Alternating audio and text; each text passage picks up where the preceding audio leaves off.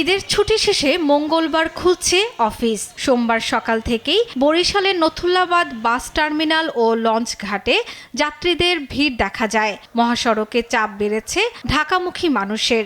ভোগান্তি ছাড়া ঢাকায় ফিরতে পেরে খুশি তারা। কোনো ভোগান্তিও তেমন একটা হচ্ছে না, অ্যাভেলেবেল গাড়িও পাওয়া যাচ্ছে। আমি তো এখানে বরিশাল থেকে ফরিদপুর যাবো, অল্প কিছু ভাড়া, এখানে বেশি ভাড়া নিচ্ছে না, ওই রকম ভোগান্তির ভিতরে পড়ছে। যাত্রীর চাপও কিন্তু হয় না, আজকে হালকা আগের ভাড়ায় চলতে আছে, কোনো বাড়তি ভাড়া নেই। যাত্রী হইলে কাল থেকে হইতে পারে, আজ থেকে হয় না। মুন্সিগঞ্জের পদ্মা সেতু পাড়ি দিয়ে ঢাকায় ফিরতে শুরু করেছেন দক্ষিণাঞ্চলের ২১ জেলার যাত্রীরা।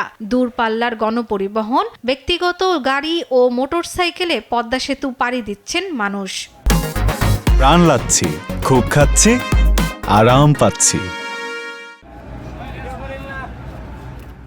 চাঁদপুর থেকেও লঞ্চ যোগে ঢাকায় ফিরছে কর্মজীবীরা।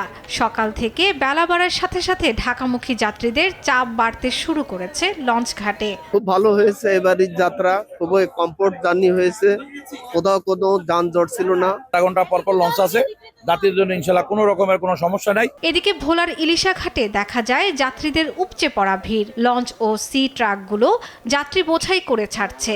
যাত্রীরা যাতে হয়রানির শিকার না হন সেজন্য কাজ করছে র্যাব।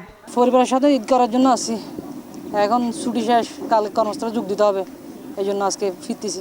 আমরা যাত্রীদের নিরাপত্তার জন্য এখানে এসেছি এবং যাত্রীদের ভাড়ার কোনো তারতম্য হচ্ছে কিনা এটা আমরা সজাগ দৃষ্টি রাখছি।